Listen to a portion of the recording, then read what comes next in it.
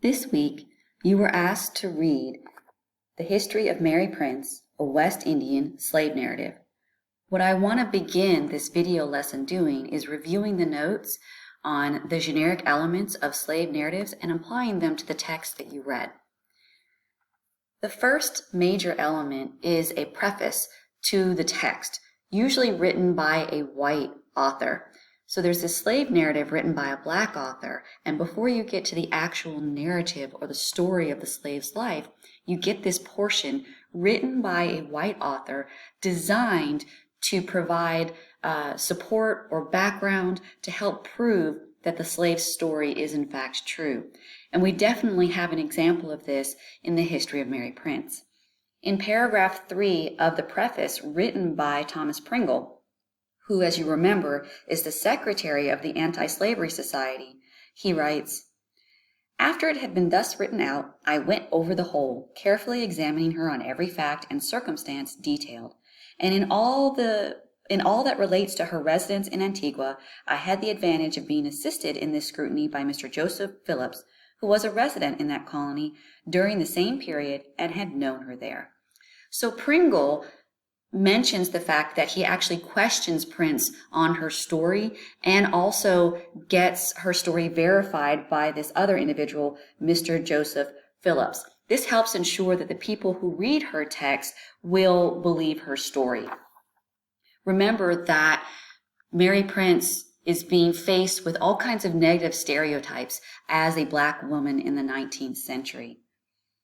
Most slave narratives begin with an account of birth and parentage. These are steps 2 and 3. And in fact, this text does begin, "I was born at Brackish Pond in Bermuda." Mary Prince's text is a little bit different than the average slave narrative in the fact that we get information about her mother and father. She actually lives on a plantation with her mother and sisters, and her father is also a slave who lives in a neighboring plantation. For the most part, Mary Prince has a fairly easy childhood. She mentions her beloved slave mistress, and although the master is a hard man, he's not there all that often. And she lives with her mother and her sisters, and for the most part, she's generally happy. And then her beloved slave mistress dies, and the husband decides to sell Mary Prince and her sisters. This brings me to another important element of the slave narrative.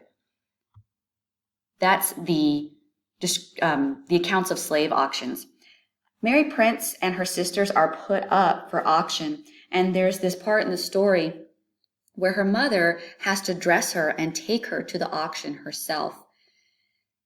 Mary Prince writes, "The black morning at length came. It came too soon for my poor mother and us. While she was putting on us the new Ossenbergs in which we were to be sold, she said in a sorrowful voice, I shall never forget it, 'See, I am shrouding my poor children. What a task for a mother.' She then takes her daughters, Mary, Hannah, and Dinah, to the auction, and Mary Prince describes this event. She talks about her mother and her sisters crying, and how the people who were there to purchase them did not care about their tears.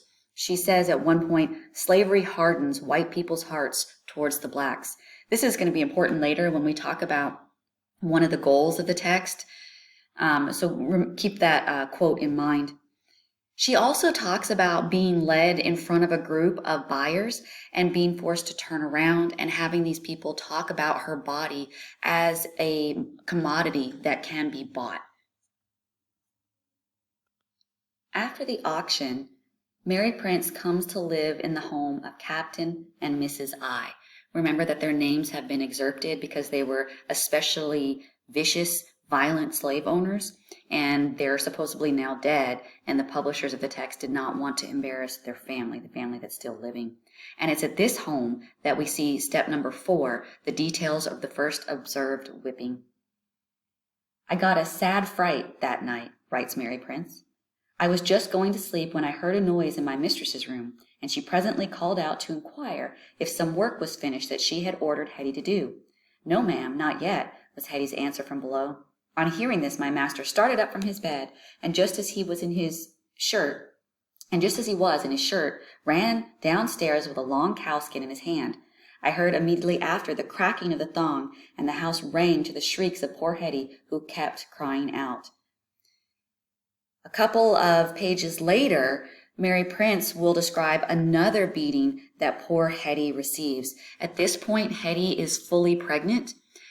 The master, Captain I, strips her and beats her so viciously that she gives birth prematurely to a dead child. And Mary Prince says that it is this that she believes leads to Hetty's untimely early death. Sometime later, Mary will come to live in the home of Mr. D. He owns property in the Turks and Caicos, and he's a salt producer. So she ends up working in the salt marshes. And she describes lots of vicious and cruel actions and beatings in this portion of her life in the Turks and Caicos. And then sometime later, Mr. D decides to leave and move to Antigua. He's made his fortune, and he leaves the salt marshes to his son so that he can make his own fortune. Here in Antigua, he lives with his daughter, Miss D, and he's taken Mary Prince with him to be a household slave, if you will. And Mary Prince witnesses Mr. D beating his daughter, and she goes in and she stops him from doing so. I strove with all my strength to get her away from him, for she was all black and blue with bruises. He had beat her with his fist and almost killed her. The people gave me credit for getting her away. He turned around and began to lick me. Then I said, "Sir, this is not Turk's Island." I can't repeat his answer. The words are too wicked, too bad to say. He wanted to treat me the same in Bermuda as he'd done in Turk's Island. So here we see an account of a hardworking slave who refuses to be whipped, in part because in Antigua, we have more of a society.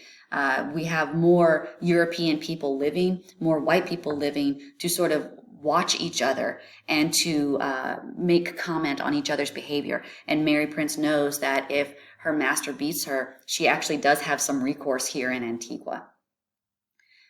There's not much discussion of her quest for literacy, but towards the end of the tale, she comes to live in the home of Thomas Pringle. He's the one who wrote the preface for her tale, and he's also the secretary of the Anti-Slavery Society.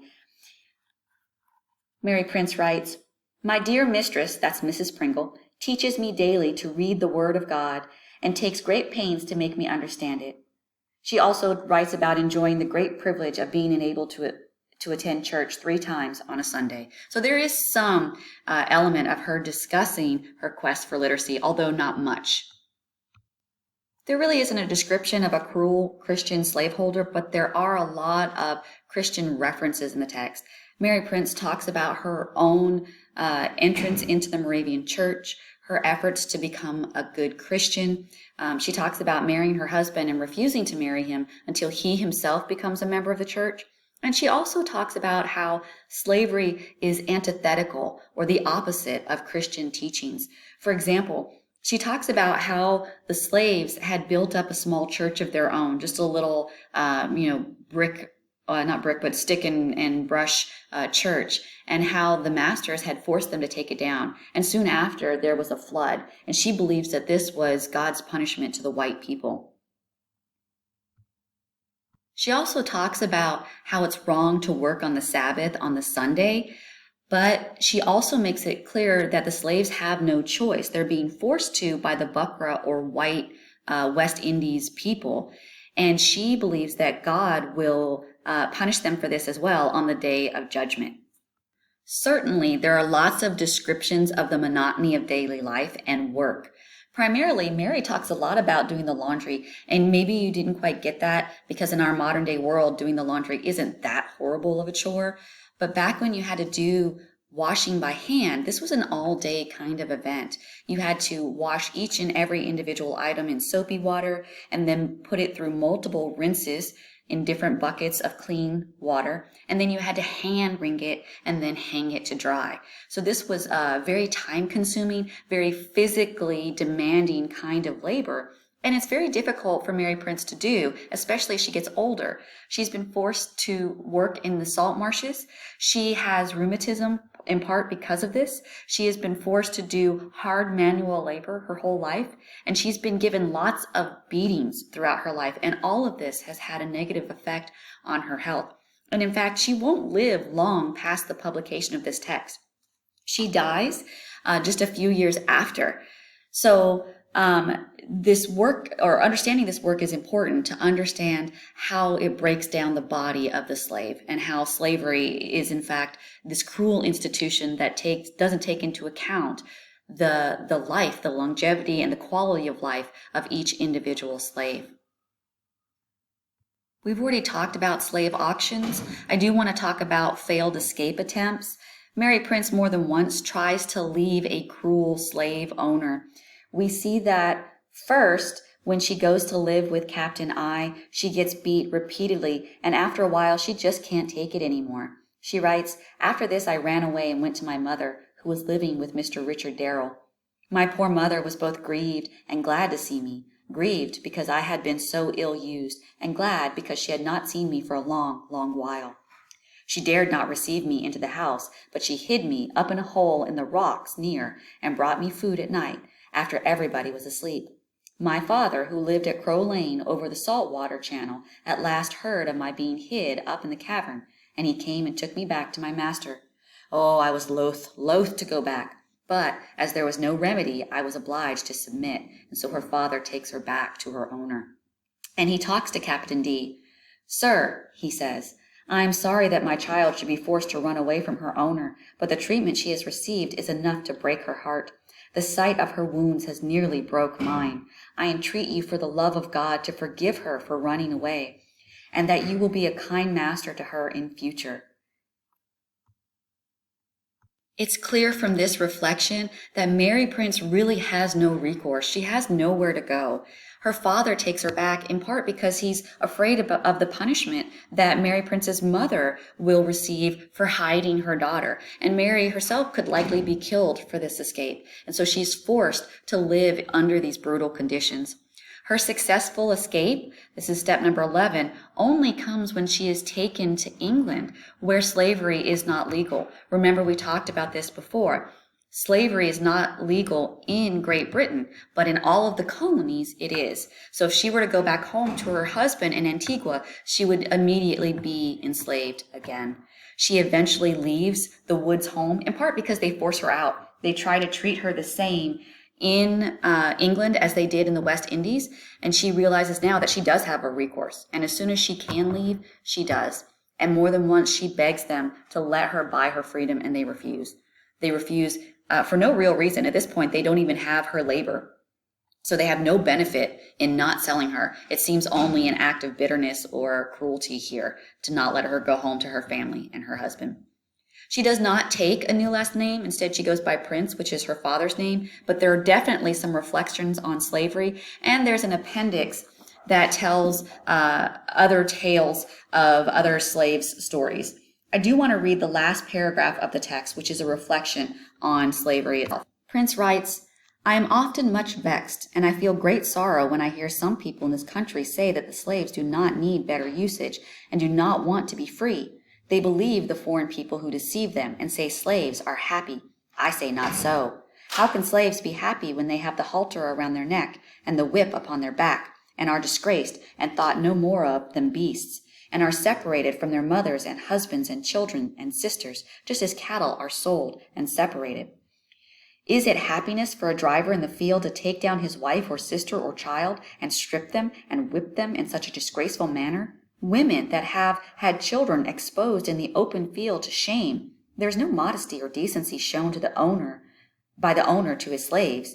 Men, women, and children are exposed alike. Since I have been here, I've often wondered how English people can go out into the West Indies and act in such a beastly manner. But when they go to the West Indies, they forget God and all feeling of shame, I think, since they can see and do such things." Here she makes it clear yet again that slavery is antithetical to Christianity. And this is important when you consider who her audience is. So I want you to move on, please, to part 2 of the Mary Prince lesson.